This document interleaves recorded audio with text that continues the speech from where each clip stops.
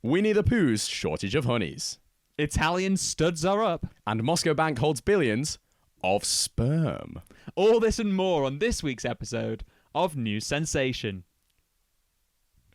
Hello and welcome to this week's episode of News Sensation, the news podcast where we spill the funniest stories from the week in news. I'm Chris Patel. And I'm Matty Curry. And Matty, it's been a great week for some of us. It's been a great week for one Ambani.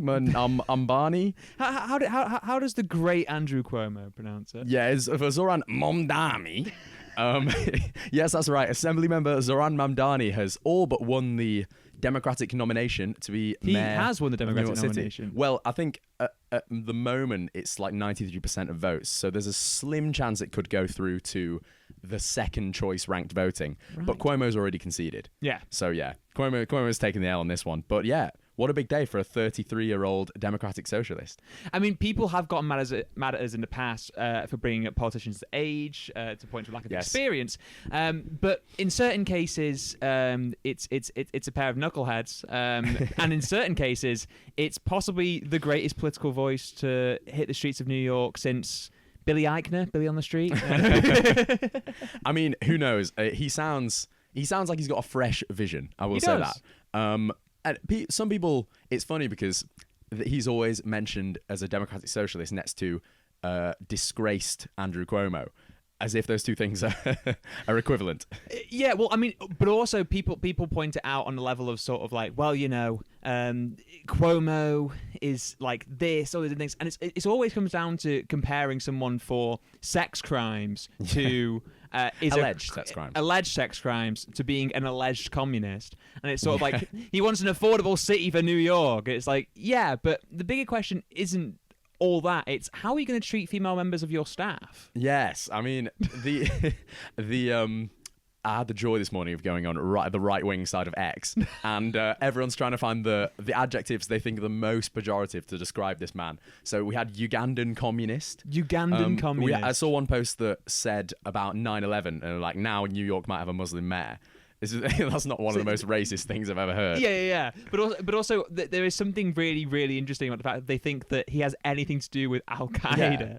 Al-Qaeda didn't have as much sauce. They absolutely do not. He's got Obama levels of sauce. And we've not seen sauce like it since Barack. Presumably he seems to be against war crimes, so we might be onto an even better trajectory. Honestly, we might finally see a politician with a basic moral backbone, which, I mean, you would be freaked out if you were in New York. You'd be like, whoa, slow down. And that's why this podcast supports Eric Adams. Visit Turkey. No, Now, I'm a big fan of Curtis Sliwa, the Republican nominee, and his beret, yes, which he's constantly wearing. His raspberry beret. Yeah, like an American Nardwuar. There is something quite Nardwuarish about it. Yeah. Tell you who it's also been a great week for. It's also been a great week to have written a Unabomber-themed musical, Matty. It's a great week to have written a Unabomber-themed musical because over the course of the 6 years that the Tuneabomber has been in the works, never have they had such an honour as being interviewed by yours truly for News Sensation. More on that later in the show. Yeah, it's a News Sensation first. We're very excited about it. It's so exciting. They are a wonderful team. The show sounds absolutely fabulous. So yeah, look forward to that as we get on with the news today. Well, it's been a great week for many people. It's also been a terrible week, as you might be able to hear, for my vocal cords. So I visited my old uni, which I graduated from last year, for a black tie event, and on the one hand, it was great to hear loads of people who said, "Oh, Chris, I've heard your podcast." There was a lot of love for the podcast. This is fabulous. Loads of really lovely comments. On the other hand, when I was introduced to new people, my friend, she introduced me as, "Here's Chris, he has a podcast." No, you'd see their face visibly drop. As if, right, who is this, like, B tier, C tier man you've brought to me? Yeah. I think it is one of those things that, like, as much as I'm really proud of everything we've done with the show so far, in a short amount of time, I mean, we're doing, like, interviews across the Atlantic Ocean. Yeah. On episode, like, 6 or 7, wherever we're at. At the same time, there's something always quite rough about having to say it as a podcast. We need to make podcasting cool again. Yeah. When I used to do radio, it used to be like, yeah, I do radio. And everyone's like, oh, cool, you know. I thought video killed you, but it's nice to see you back. And now I'm doing a pod. It's just sort of like, yeah, I do a podcast with my friend. This is very much kind of like broadcasting light for you, though, that Matty has done in the past 24-hour radio streams parts of which have involved presidential improv. It's involved presidential improv that bordered on the most blatant of Ofcom violations. It's included having my legs waxed numerous times on air, sometimes while singing karaoke songs, and still I'm never more uncomfortable about explaining what I do on air than when I'm saying that I've got a news podcast. Because you never know when someone's going to tune in and they might skip ahead and all they'll hear is new sensation sponsors Eric Adams. Allegedly sponsors Eric Adams. We'll see what happens. We will see what happens. But no, it has been a really exciting week. It's really interesting to watch America have to deal with a left-wing politician for the first time. And it's really interesting for you having to deal with being slightly socially ostracized at your former university. Yes, they could ostracize me. They didn't manage to ostracize Mamdani. No. Well, I mean, I feel like in the grand scheme of things, if you're going down and talking to sort of university students, being the sort of guy with a podcast is far more sort of controversial than anything any politician could ever do, realistically. I feel like Andrew Cuomo polls higher than podcasters in certain universities in this country. It's like, yeah, I don't like his past actions and how he handles himself or any of his policies, but at least he doesn't sit around on a podcast once a week and pretend it matters. But I'll tell you what, there are certain people who surely, we can kind of look at and go, it could be worse, right? Because you could be one of the 100+ children of Telegram's CEO, Pavel Durov. Oh my God. Although I say that, if you are, you might be in for a treat. Well, it may be the case that you have to kind of say, yeah, my dad is CEO of Telegram, Pavel Durov.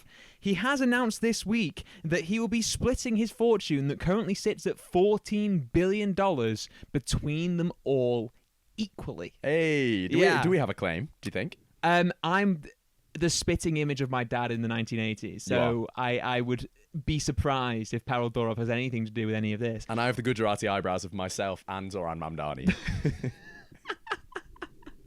Have you considered that maybe you could be his like eyebrow model for any future posters, just in case that, you know, Cuomo wants to artificially enhance his facial features again? To be honest, I think he's got it covered in all departments. Him and Brad Lander went on Colbert. Yeah. And Brad Lander joked that thanks for inviting Idris Elba on, because now Zoran's not the best looking guy on the show. That man Zoran is better looking than Idris Elba. This is true. In this day and age, I mean, Idris Elba, you know, like let's Unk status has been achieved at this point. He's definitely like a father figure. Yeah. He can provide. Zoran's never looked bad in any picture of him ever. Even when they try and find one that makes him look like Jafar, or in the case of Cuomo's attack ads, an Islamist terrorist. But back to the Telegram CEO. To this. Well, unlike Zoran Mamdani, who every single picture of him and his wife, it's just the two hottest people you've ever seen, just hanging out on the subway and being so cool. And can you tell who this show likes as politicians? Pavel Durov, you might not often see him in pictures of his children because it would require a lot of travel. Yes, this man has children across 12 different countries, but how is that possible? Well, a variety of factors. You see, he's a special brand of philanthropist. His charitable spirit means he has made donations around the world. Sperm donations, that is. But all of it has come from a Moscow clinic that he first donated to many years ago to help out a friend. Now, you see, there has to be said that sperm donations are a really important thing. And as I'll get onto later, there is actually a call for more people to donate.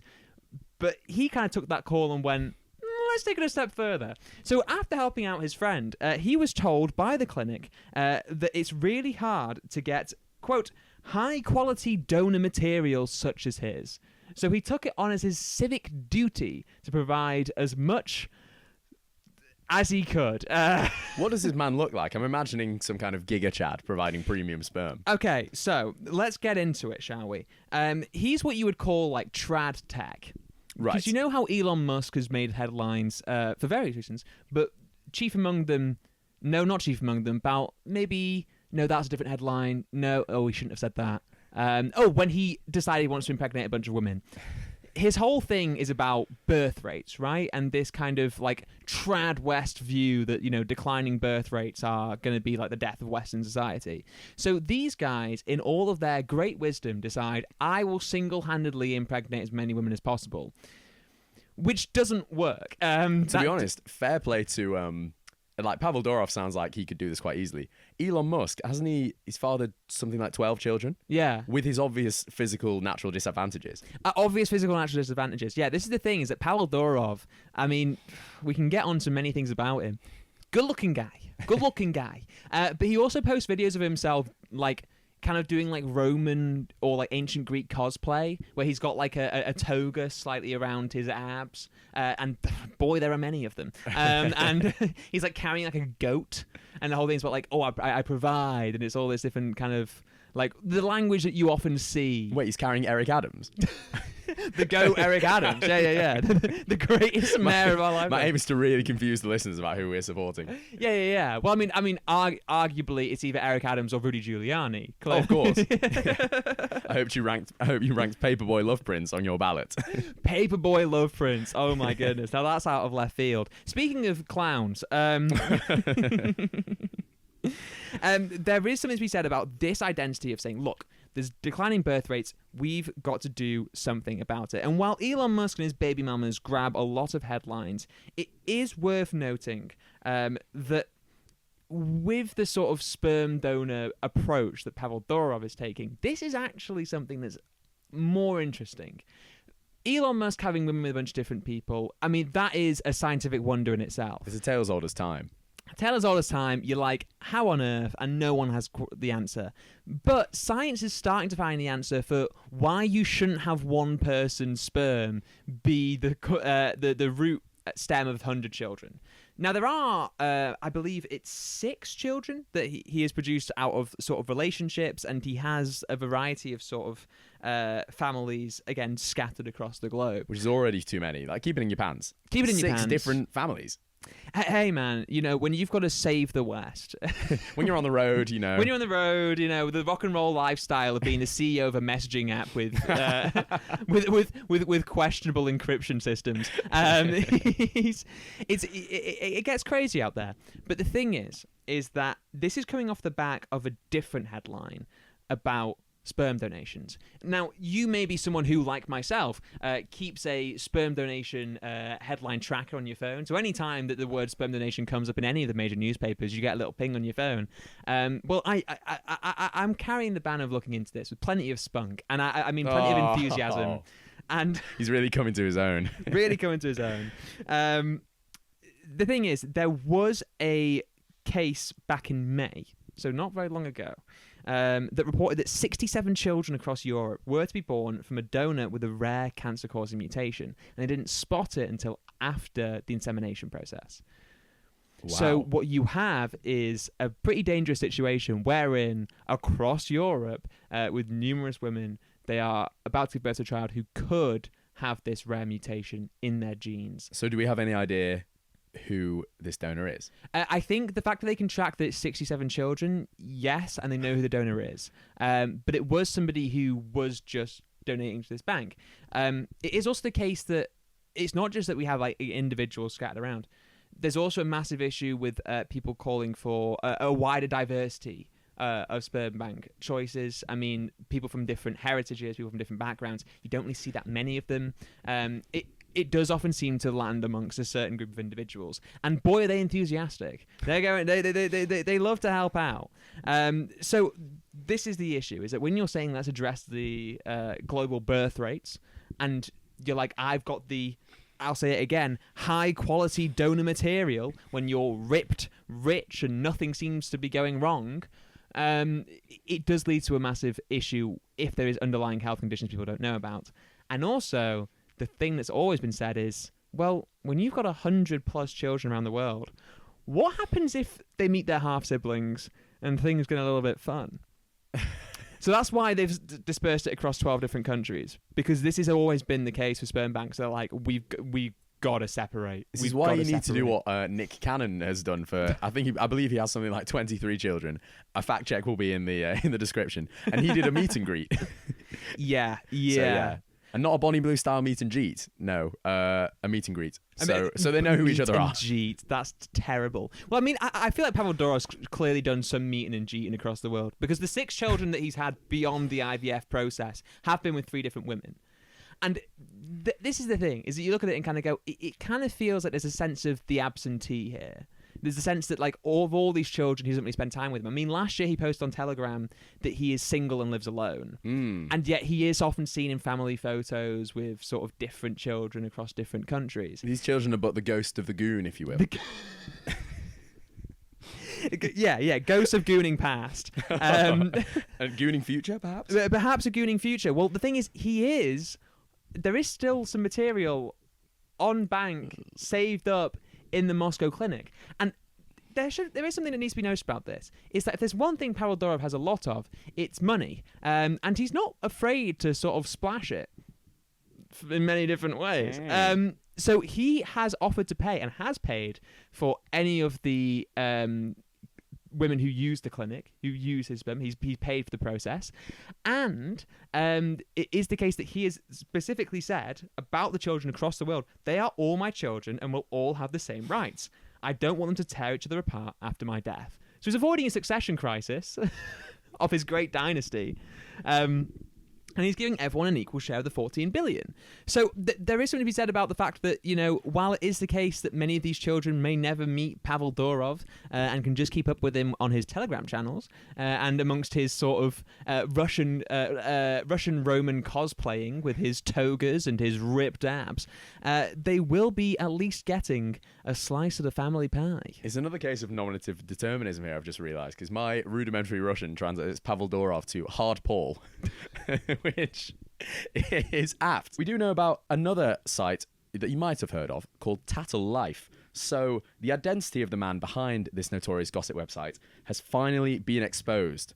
So if you've not heard of Tattle Life, it's an internet gossip forum that was founded in 2018, which is known for its users defaming, bullying, and often doxing people. So doxing, if you don't know, is revealing personal information about somebody without their consent, often just typing their home address and posting it online. Tattle Life describes itself as a place for commentary and critiques of people who choose to monetize their personal life and release it into the public domain. So basically saying those people are just fair game, post their address online, fair game. But the victims of Tattle Life's users aren't just celebs and influencers. They include people who don't even make money from social media. Yeah. We could have a thread. Look, celebs and influencers' lives don't count, obviously. No, of course. So you can invade their privacy, you can do whatever you feel like to them, because, once you become successful in whatever medium it is, you don't count anymore. Exactly. And apparently also you can do it to people who don't make money off social media, and you can also do it to children, according to the users of this quite awful website. So for over 7 years, nobody actually knew who set up the website. But a global investigation and lawsuits has revealed that one man, yes, the name's Bond, Sebastian Bond, has been behind the entire thing. It is an activity that someone called Sebastian would do. Yeah, Sebastian ass activity. It's a Sebastian activity. Tattle Life attracts millions of views each month. So if your address is posted on there, it's a serious problem. It's not just some dark corner of the internet. So in 2021, they made over 276 grand from ad revenue in 6 months. So there's loads of eyeballs on this site, and I also want to know their monetization strategy, because I think we could do a roaring trade. When we start doxing people, we want to know how to make money from it. Yeah. When we stop. So there's a bullying and often sexist nature to these online comments. So you don't say. Well, no, I've never heard of that before. Bullying and sexist online bullying comments. women on the internet. Wow. Never seen it in not my life. 9 years. But yes, it's mainly women affected. So it ranges from comments about their weight and struggles to conceive, low stuff already, to death threats and actually stalking their house. So some low-level celebrities, as I say, you don't need to be high level for them to talk, to say the most horrible things about you, have reported cars driving up and down their streets outside their houses. And basically photos of newly bought homes just online. Oh my God. So these people really are the dregs, which is the reason it's good that there's a wave of vigilante Instagram accounts that aim to unmask the tattlers so that they know what it feels like to be scrutinized. Yeah. But now the identity of the founder himself has been exposed. So Neil and Donna Sands, who are a couple and who are business people from the AI and the fashion industry, respectively. The AI industry spying on people. My mind is being blown to its answer. We've had what? Online hate towards women, AI spying on people. I will say Neil and Donna Sands are the couple who have successfully sued Tattle Life. So Neil Sands, although you may have questions about AI, is not the spy. Okay, he's not the spy. Yeah. In this case, free Neil Sands. Free Neil Sands. Okay. He didn't do anything wrong. So they had a defamatory thread that was 45 pages they complained about it in 2021, but it was only removed in 2025, despite Tattle Life's own website saying that they remove comments and they have a team online 24/7 to remove comments within minutes. How many minutes are in 4 years? Do the maths at home. And, The Sands couple, they launched a successful defamation suit in 2023, and they were awarded 300 grand in damages, which is the largest award in Northern Irish history. Wow. After a 2-year legal battle. And they also managed to freeze Tattle Life's assets in a range of jurisdictions around the world. So Sebastian Bond is a slippery little eel, and he's been all over. We know a lot about slippery little eels getting all over the world this episode, let me tell you. The way I don't know which story that relates to. And there was quite a cold line from the judge. So are you ready? I'm so ready. Mr. Justice McAlinden said, "A day of reckoning will come for those behind Tattle Life and for those individuals who posted on Tattle Life." It's like, it reminds me of that man who, have you seen it? They've edited it into like a hip hop intro. And he's outside his car and he's like, "To whoever did this, I don't know who you are, but you may want to think about changing your ways." And then he prays, "Or changing your name." It's so good. It's so good. It's so good. Inject it into my veins. Pavel Durov style. And that's not how it works at all, Chris. Well, you don't want to inject that into your veins, let me tell you. What's I become too much of a Chad? Oh no.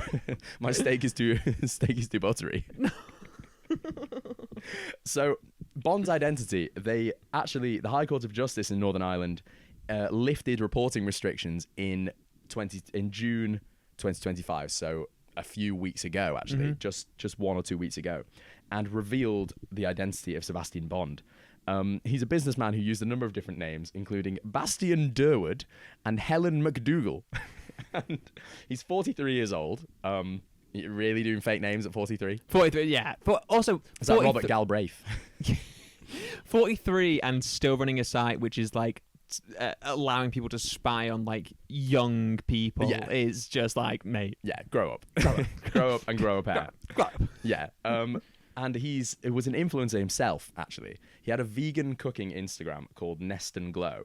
And they were able to figure out his identity in part from his online presence. So he's got like a number of things named after citrus fruits. So he's got 2 businesses. One's called Yuzu Zest Limited. One's called Kumquat Tree Limited. It's called Kumquat Tree Limited. Kumquat Tree Limited. Pavel Durov's mailing list. And Tattle Life's website states it's operated by Lime Goss. Right. Yeah, so he wasn't the hardest to find. So no. The global investigations firm Nardello & Co. Works to analyse domain names, companies' house filings, past businesses, and writing patterns all linked to Bond, including common grammatical errors. So basically, you don't want to get on the wrong side of Nardello & Co. You don't. I mean, they can track you down. Yeah, they bill themselves as the world's #1 investigative legal agency. Yeah, they would have done numbers on Tattle Life. Yeah. It absolutely would. Are you telling me them combined with somebody who is working in like the AI industry couldn't like in a different life when they decide to like sell their souls away? They would not be absolutely killing it on Tattle Life. Oh, like, yeah. This is easy. It's like, yeah, do you want to find this celebrity? There. you want to find that person you don't like from work? There. Like this, which I'm actually describing Palantir now. This is I'm just describing Palantir. But yeah.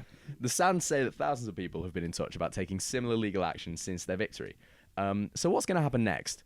The High Court are due to review the case today, when the day this episode will come out, and the hearing will focus on the next steps, so tracking down more assets related to Bond, who's believed to be living somewhere in the Far East. You know, run away when the going gets tough. Yeah. As the people who are defamed on your site can't. Mm-hmm. And ensuring that the defendants meet their legal obligations to disclose information. Now that means Tattle Life users could be named and shamed. Yeah. Which has led to a hilarious outpouring of, oh no, I've got kids, I've got a job, from users on Tattle Life. Oh no. Famously, no one else has kids or a job. None of the people who you went after or stalked down their street or anything like that. It's like, oh my goodness, it's almost as if what you were doing was reprehensible the whole time. Frankly, you should have thought of that.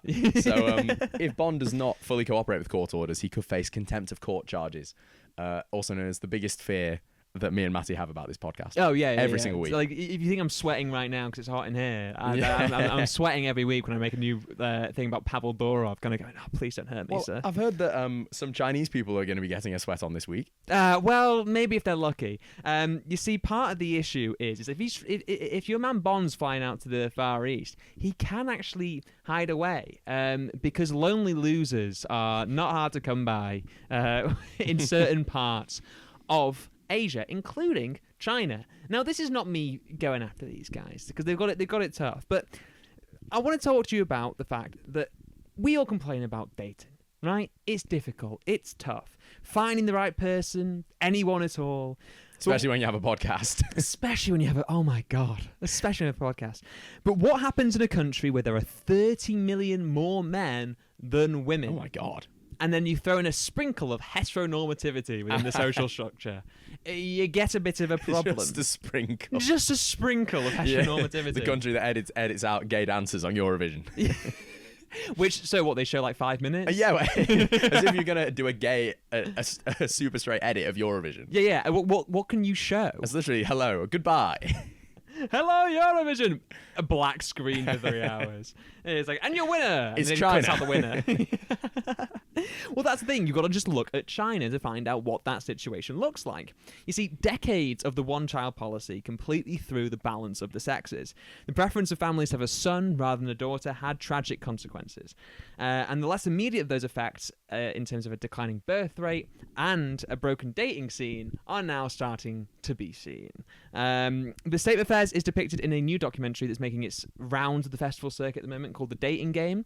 And it really shows you a real insight into just how bad it could be. Just when I thought it was tough of us out here, Chris, I was like, in one of the biggest cities in the UK. In one of the biggest cities in the UK. We don't know how good we've got it. We don't know how good we've got it, where I just refuse to get on the dating apps. I put in absolutely no effort. And I only use Telegram myself, Telegram channels. Yeah, well, this is the thing.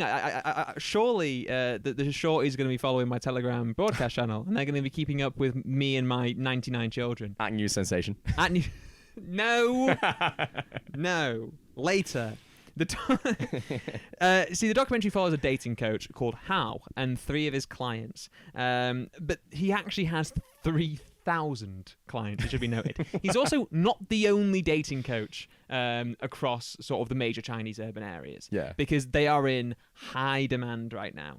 So all 4 of the men, including Hao himself, come from poor rural backgrounds, and each of them have this sense of trying to find love in a very crowded but also unbalanced urban dating scene. So with choice not an issue for women in China, and the traditional view of marriage as a matter of social status, it is a demographic of these poor rural guys that find the situation the absolute hardest to navigate.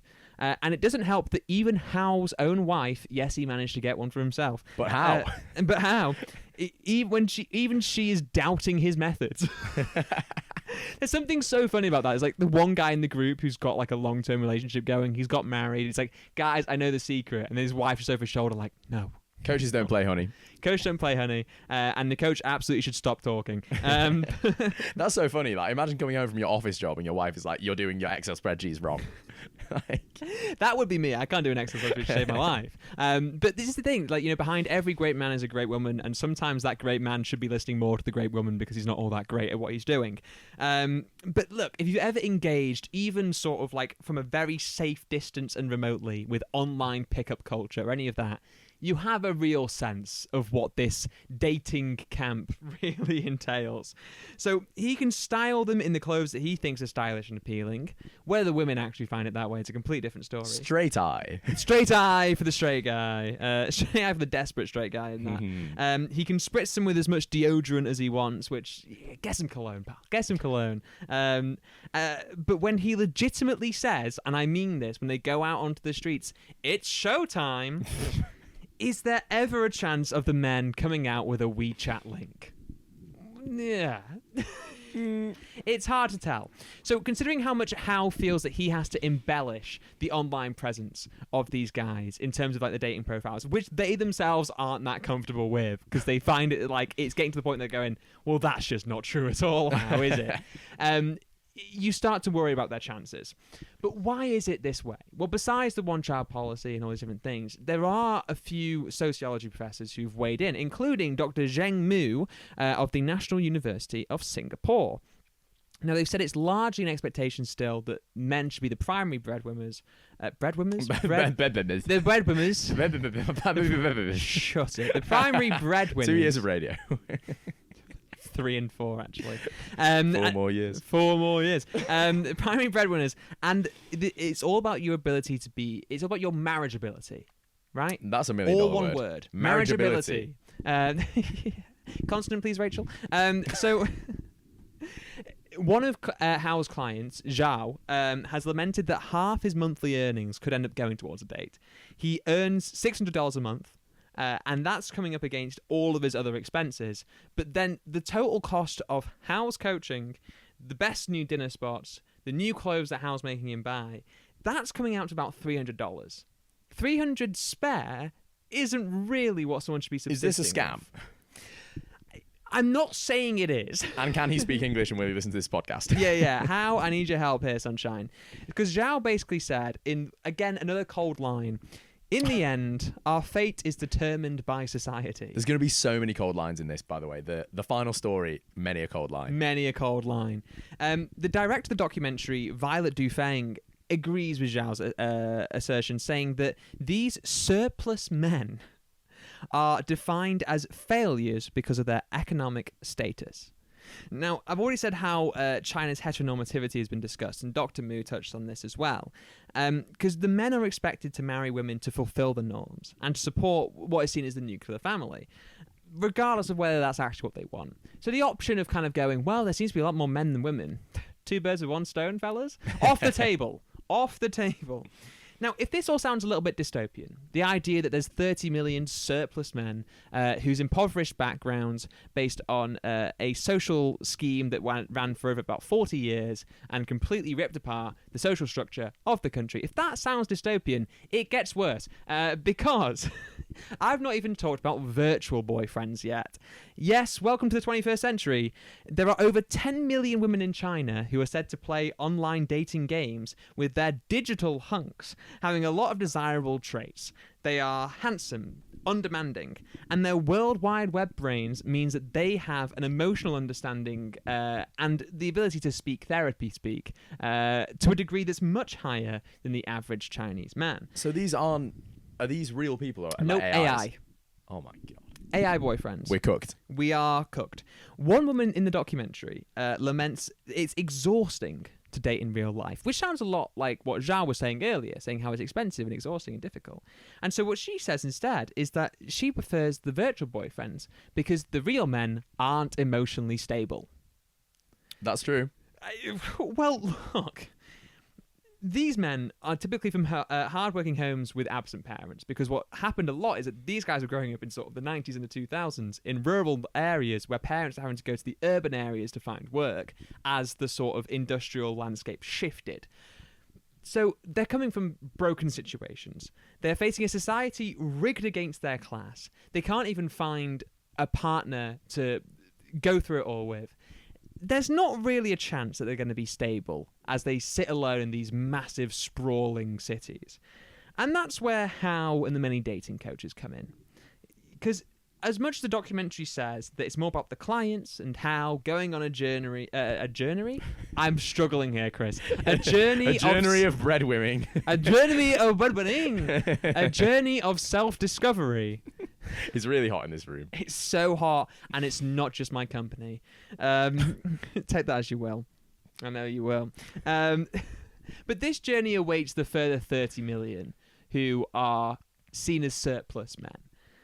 And as the stress grows and the virtual boyfriends get hunkier and all the more lifelike, only one question remains. You got WeChat?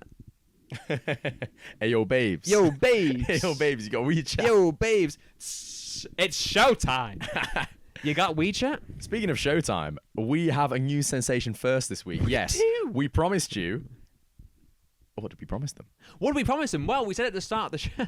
That's a really weird way of doing that. We promised you. We promised you a segue of the what? We promised you a journey of bread with me. We promised you a journey of we promised you an exclusive interview with the incredible creators behind what is soon to be an off-Broadway sensation, the Tuneabomber. So we should explain. We really should explain. This is our last episode, which, if you've not heard, put it in the queue. It's a good one. We talked about Luigi the Musical, which is about Luigi Mangione, premiered last week, and Slam Frank, which is an Afro-Latin hip-hop musical about, Anne Frank. Yep. And among the many inappropriate musicals, or maybe, cutting satire. Cutting-edge, irreverent musical comedies, I'd say. Yeah. I think so. Well, you've talked to the lads. I've talked to the lads, and I think if you are at all baffled and confused, which you probably should be, this interview was an absolute delight. They are a wonderful team, and to really get a sense of what they are like is an absolute gift. You can also follow them here. I'm going to put it on the screen at the Tuneabomber on Instagram. They are putting out really great content, and I got to sit down with them Monday while you were off gallivanting around with your old university chums. I was indeed, and it was a real treat. So here's just a bit of that interview for you.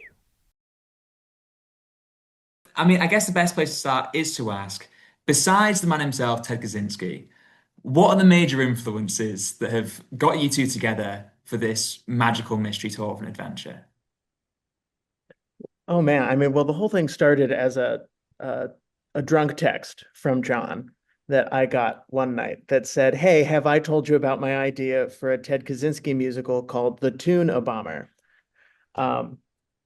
And it's like, haha, yeah, that's really funny. And then I was doing a concert of my material like 2 months later.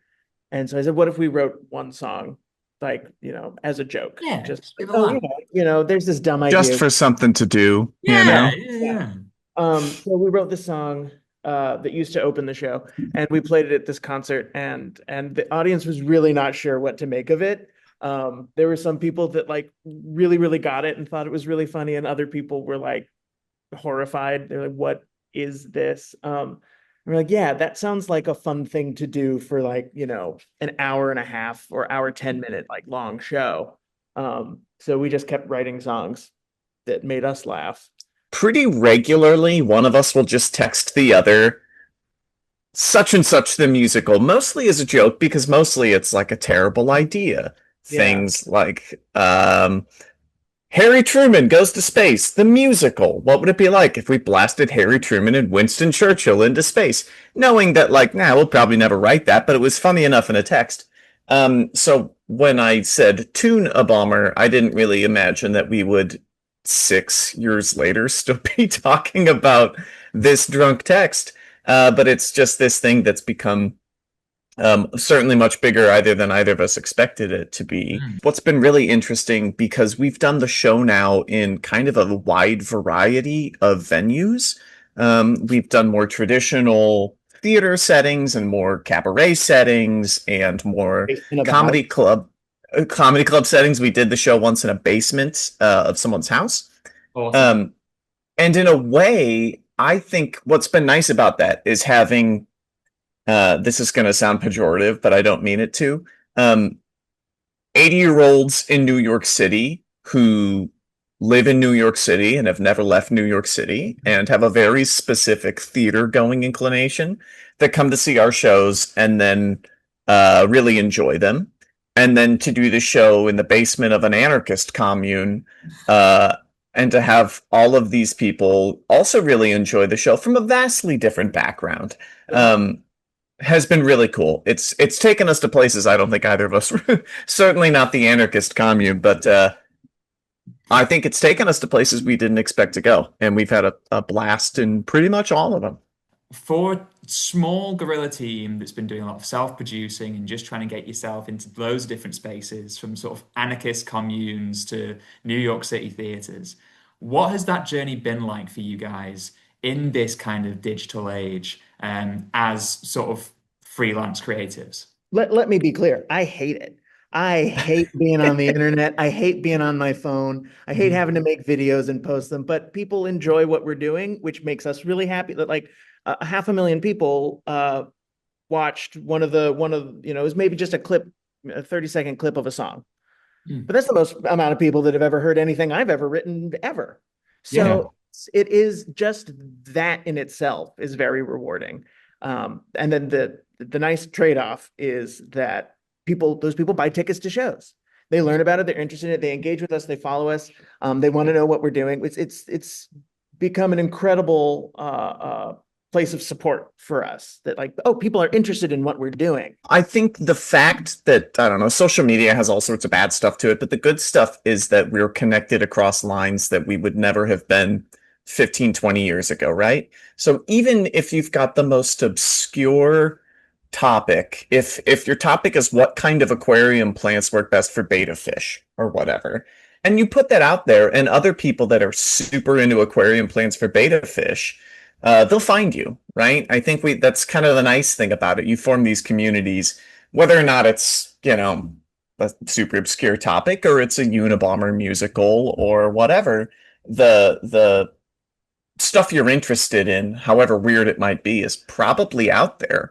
As long as whoever's on the other side of that does the work and says, yeah, you got to get into it and write it. In terms of kind of like those sort of communities, then talking about people who you can reach, and again, the sort of who you can find on the other side of the world who's also interested in rare fish and how to feed them. I'm intrigued, like, have you been keeping up with some of the other shows going on at the moment? Things like the Luigi Mangione musical, things like that. And have you been in touch with anyone else who's also kind of putting themselves out there in a crazy show and kind of saying, hey, we can kind of talk about anything so long as we're willing to kind of put in the work and make it click.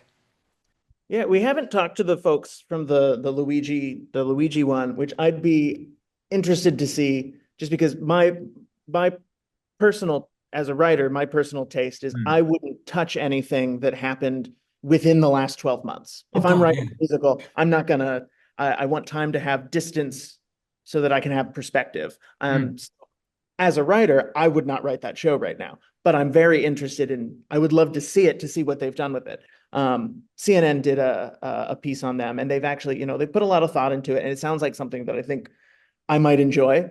But I haven't spoken to them. We have talked to the Slam Frank Nice. folks. Yeah.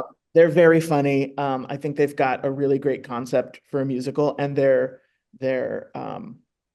they have made use of the social media culture in a way that we could not even fathom. Like they're operating on levels of satire that I don't I'm know. not bold enough to Yeah, attempt. Oh no, I'm God, not no, gonna. no, no, no.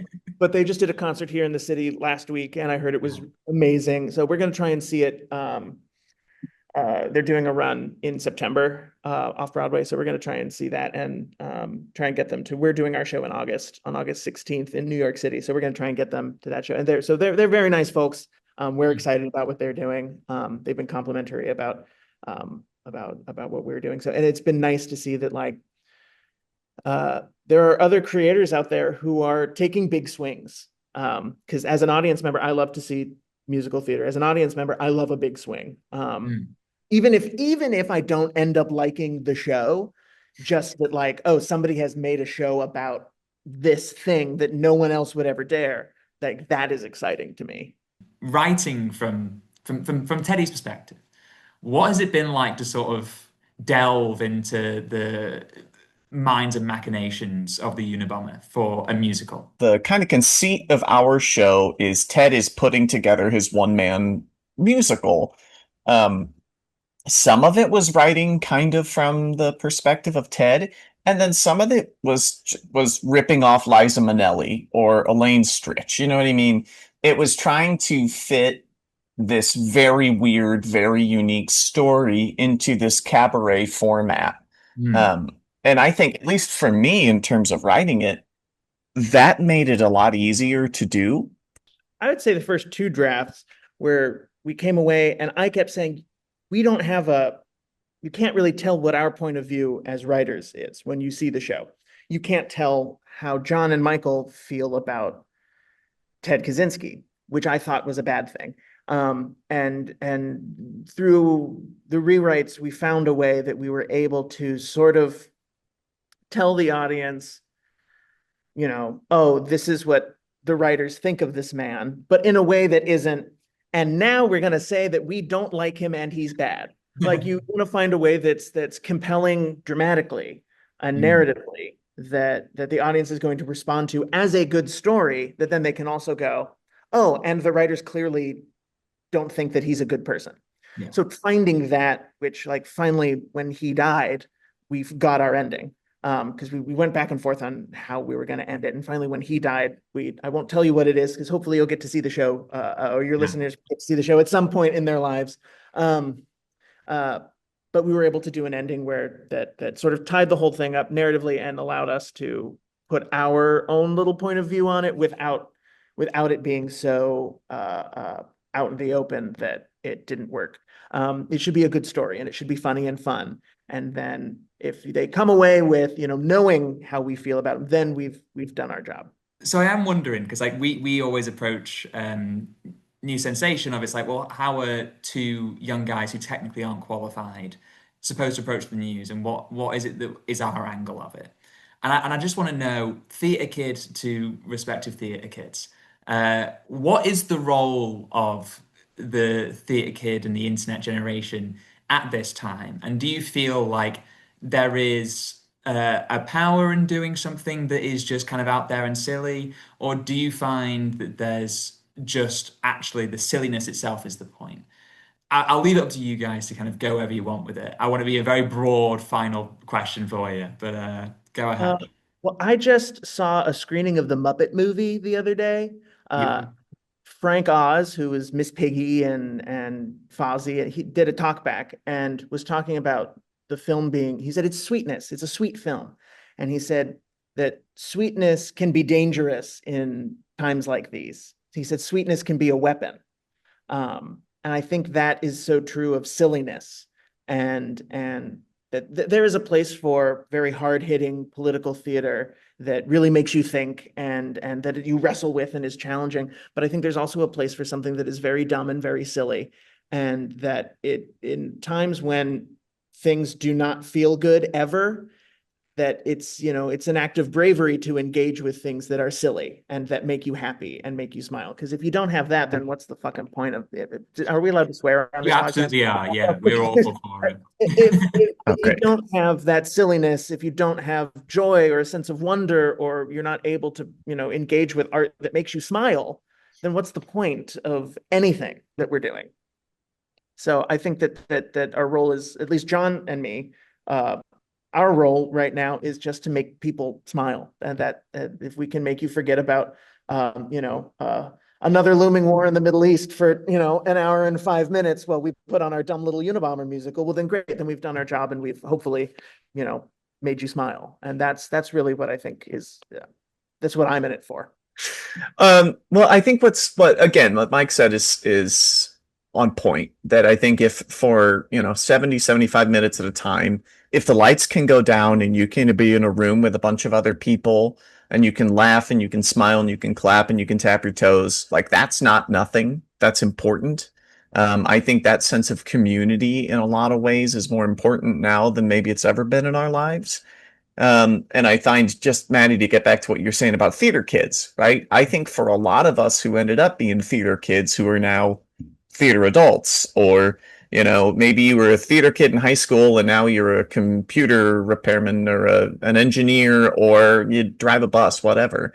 I think a lot of us ended up in the theater seeking a sense of community, seeking a sense of people with a shared interest, or people that felt the way that we did. And I think, we needed that as kids, we needed that as teenagers, but we need that as adults too.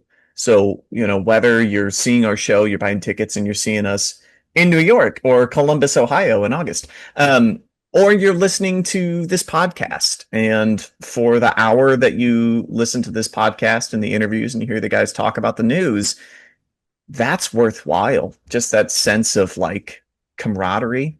that sense of understanding, and that sense of other, even if the news is so bad that we all just sit around and go, what the fuck? What the fuck? But we all do it together. Like, that's important, and I think that's worthwhile. Thanks again to the Tuneabomber team for sitting down and talking to us. Having some 22-year-old schmuck from the other side of the Atlantic take up part of your Monday morning mustn't have been the easiest pill to swallow. No, I wonder if they too ranked Eric Adams #1. It's getting out of control. I can't keep this bit going. It's getting out of control. He's going to sponsor the pod if we're not careful. He's going to sponsor the pod. I mean, he does have divine providence to be mayor of New York. Yeah, he's the divine right of mayors. The divine right of mayors. Well, meanwhile, outside the crazy bubble that is our lives, yes. On Tuesday, no holds barred violence descended on the streets of Florence. I thought you were going to say on the streets of Cambridge, but that's the streets of Cambridge. As a hungover Chris Patel. It's very much holds barred. Yeah, a game of Eton Fives descended on the streets of Cambridge. Individual épée. No, it wasn't another anti-tourist riot, and it wasn't Andrew Cuomo's booking a rage room in his hometown. It was a football game with almost no rules, known as Calcio Storico. Now that's Calcio Storico Fiorentino. That's beautiful. It sounds like a brain rot animal. I don't think you can do that with literally any Italian word. Any Chris. Italian words that rhyme. Any Italian words that rhyme for a whole generation of people are going to sound like the Brainrot characters who've made an appearance in every episode of this show, because we continue to go on public transport and hear kids listening to it or repeating it and being horrified.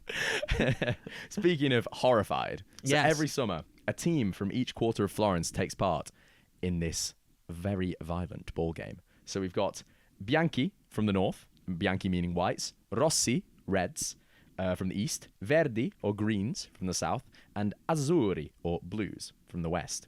I could listen to you talk Italian all day. This is really scintillating. Well, I might say more. Ooh. Wait, let me. Wait, check there's more. There's got to be. There's got to be. Yeah. Because it's the start of the story. It's all set in Florence. If there's not more Italian the in rest of here. it about Eric Adams? I can't. So there are 4 teams, but there are 2 semi-finals to determine who gets into the final. Of what? Well, it's a 50-minute game that takes place in the Piazza Santa Croce in Italy, in Florence. So both teams, each with 27 players who range from their late teens to their mid-40s, and are all men, try to carry the ball in their hands to the opposing end of the breadwinnery, the gonna journey to the opposite end of the playing field. And well, the rules in this game, they're few and far between, because you can attack and defend in pretty much any way you want. Yeah. You're elbowing. It's dads and lads. Yeah, bitch slapping. It's Sunday League, really. Sunday League.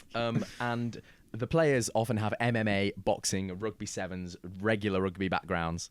It's a bit like the Athens.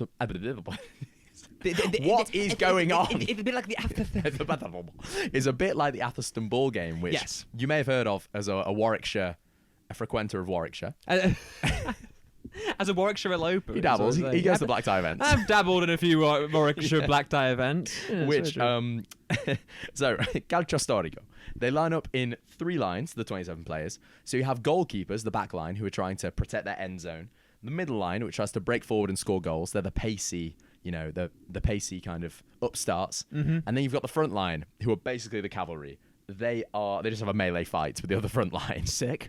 The Men's Health magazine describes the players as follows. The thicker set are built like rugby forwards. The leanest have the wiry definition of cage fighters. There are shaven heads and tattoos, wild men, with lank hair and beards, and ominously silent men with cold eyes. And it was Get already, me to Italy. It was already hot in here. That's going on my buddy Lewis's list of all the fruity things I say on this show. The ever-growing list that will never end. Yeah, if you get gay investigated. No, this whole thing is a queer baiting scheme to keep Eric Adams as mayor of New York. This is what this show has become. Oh dear, no, not even a Laverne Cox endorsement can throw Eric Adams off the track.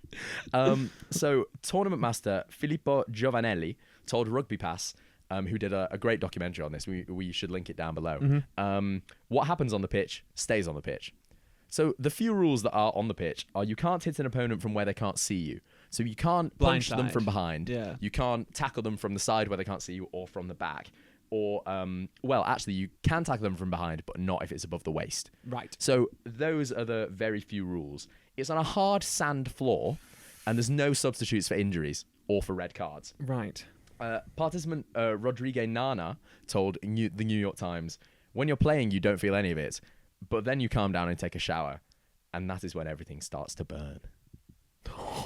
As I told you, there'll be cold lines. The cold lines are insane. Cold lines abound. There'll be plenty more. Yeah. So that's actually what Cuomo said after he gave up the race for the Democrat. Yeah, we'll feel the burn. He threw his weight behind. Yeah. When you're running, you don't feel any of it, but then you concede after a catastrophic loss. It's going to start to burn. It's going to start to burn. The depressed consolation sex. But with who, Chris Kamara? No. Oh, no. So how does the game work? Well, nobody's ever died in the game. You'd be pleased to know. Oh, that's but good. Once a spleen had to be removed. On the pitch? No, probably Magic not. sponge? It's probably someone just beats up the spleen. It's the most macho thing I've ever heard. So they start off by chucking the ball up, a bit like a crazy hockey. You know when on those Mario and Sonic games, Lakitu throws up the puck? Yeah. Or just a basketball. Or the real sport of basketball. The real sport of basketball, Chris. I need to touch grass. And then there's a scramble for it. As the game proceeds, you'll see fewer and fewer players on their feet as there's kind of a... they pair off and basically try and pin each other down as the pacey midfielders do their thing and the goalkeepers go at the back. Get thee to it. Matty's ready to donate. I'm ready to donate. I'm donating. I'm donating. I'm darthing it. Oh yes, this is the podcast where you've got to listen to every episode to work out what we're talking about. I think I know where Pavel Durov's kept most of his kids. 'Cause I think if you want to build your own private army of sperm donations, you might as well build a Calcio Storico team. These are absolute chads of they really people. are. This is some high quality genetic material right here. Oh yeah. So you would be pleased to know that in this year's match, because we do profess to be the news. Yeah. The Reds trounced the Greens 18-4. Florence is red, boys. Florence is red. Like Manchester, Florence is red. For the third year in a row, Florence is red. Wow. The Greens haven't won since 1996. Whoa. Which is still a better record than they have in the UK. Zach Polanski, get your kit off and start throwing down with Keir Starmer. Yeah. So a little bit about the history of Calcio Storico Fiorentino. The origins aren't really known, but it's speculated that it was a way for military troops to keep fit before battle. to get concussed before being sent up in a bleep test.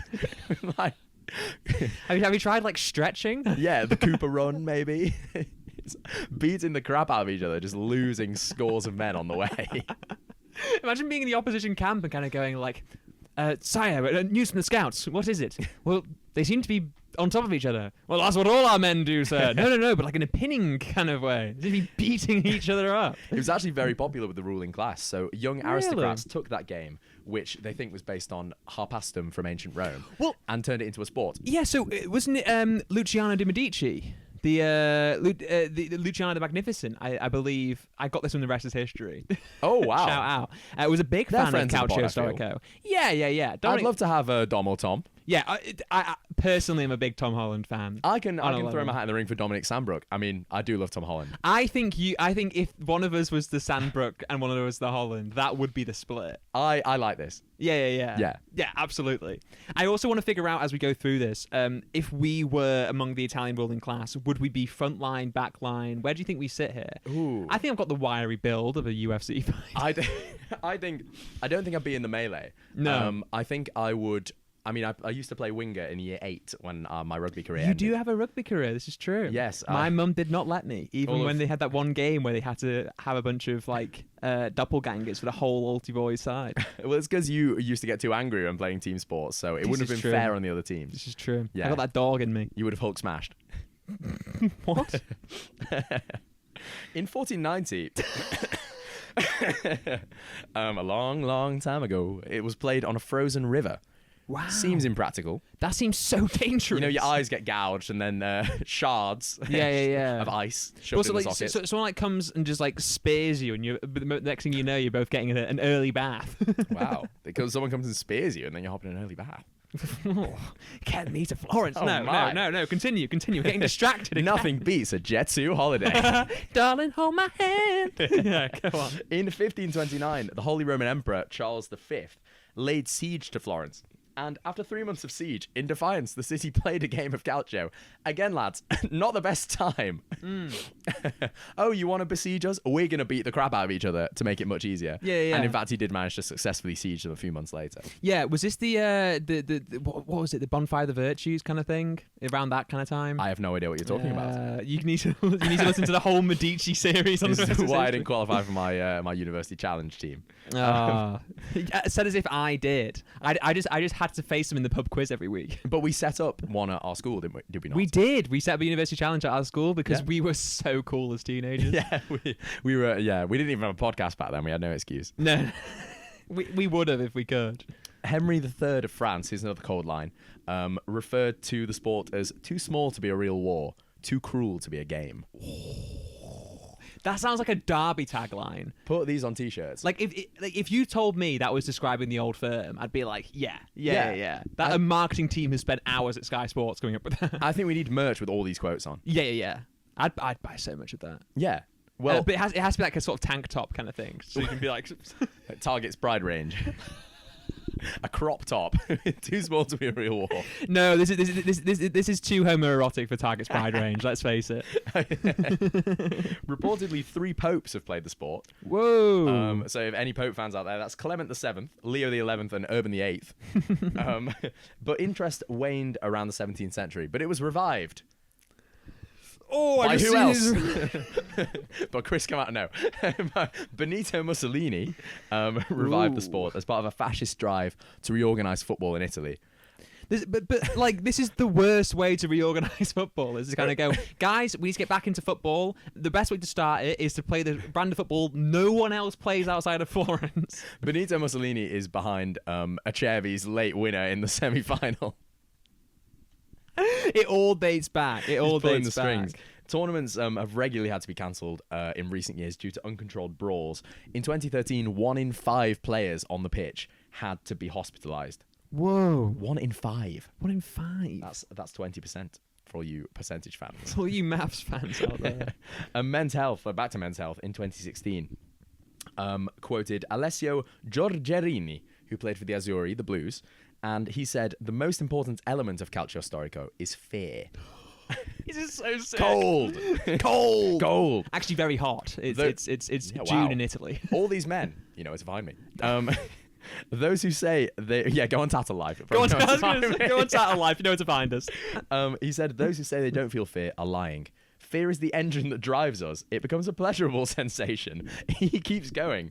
All my unnecessary senses are suppressed, and the necessary ones are intensified in one aim, to survive against 27 men who want to kill me in the arena. Whoa. Stud. In 2020, though, as with everything, Calcio Storico, it had to shut down for the year due to the COVID pandemic. So one participant said that having no tournament that year was like losing Christmas. To be fair, no calcio for Giacomo. No calcio for Giacomo. It does sound like Christmas in my house. A good old game of a sandwich between naked twister and cutting the turkey. Yeah. Everyone sandwiches in one room as we ruthlessly beat each other up, and eventually at the end of the day, the Reds win. Italian men beat each other off until the yeah. Very good. Well, I have been referred to as the primate of Italy on this show. You've got Italian blood, no? No. I've been to Italy so often and eaten so much Neapolitan pizza that I probably do. You're kind of naturalised. Yeah. I am a kind of a naturalised Italian citizen at this point. I'm like Scott McTominay. I'm Mukfratem. The same guy who said it was like losing Christmas also said, you ready for another quote? I'm so ready for another quote. Quote counter without on the screen. There is no real reason why anyone should do this. The only reason is because it is a chance to be a star. To walk in the parade and have people shout for you and women reach out to touch you as you walk by. It is a chance to be a protagonist. has How considered shipping off his clients from the streets of China to Florence?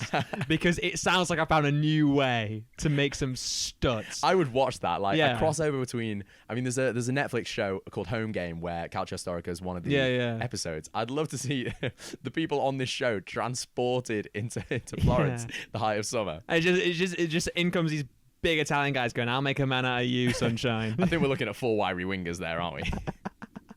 But if you want women to reach out and touch you, and don't start a podcast. Don't start a podcast. Don't start a podcast. When he said women reaching out and touching him, I was kind of confused. I didn't realize that women did touch anybody. I thought it was illegal. I thought that's not a thing. There must be a force field. Yeah. Like women touching, that's not. Oh, that's not. That doesn't make sense. That's not a real thing. Do you want me to end the story with some final cold quotes? One final cold quote from these cold cuts of man meat. Well, they really are cuts of man meat. Some players have said it gives you the feeling of truly being a man. And I'll leave you with it does. Former Jamaican player? No, former player Peter Andre. Former Jamaican player. No. Former player Giacomo Peggion. Yes, I did read Giacomo as Jamaican the first time round. He said, "We choose to play this game for the same reasons a man climbs the highest mountains and sails the most tempestuous seas." To make a podcast about it. There is definitely a Calcio Storico like podcast somewhere in the world. Yeah, well, maybe we're the first one. You heard it here first, folks. You heard it here first. If you want more from this podcast, then there's many ways you can get involved. So many ways. If you hear any good stories, we'd love to hear them. So you can email us at newsensationpod@gmail.com. That's newsensationpod@gmail.com. Oh, it's like double Dutch. I know. We also want to thank you for 100 followers on both Instagram and TikTok. We're massive. We can't. Well, we could do this without you, but it would be much more lonely. It would be. It's already and quite maybe lonely. we'd still get the attention of women. So absolutely not. Probably not. So if you want to join the fast-growing community on either of those places, you can visit our TikTok at New Sensation Pod, or you can visit our Instagram at New Sensation. Just New Sensation. Just New Sensation. That's all you need. You can find us, baby. I believe you. And if you get lost, go on Tattle Life. But for now, he's been Chris Patel. He's been Matty Curry. Thank you for tuning in. So I think that community is so important, because who cares what political affiliation you are or what your beliefs are on whatever. If you're sitting for 75 minutes in a darkened room laughing at the same joke, suddenly you found common ground. And hopefully you can take that into other parts of your life and have tough conversations. But if you can break down those barriers in the dark, it makes the tough conversations a little easier, I think.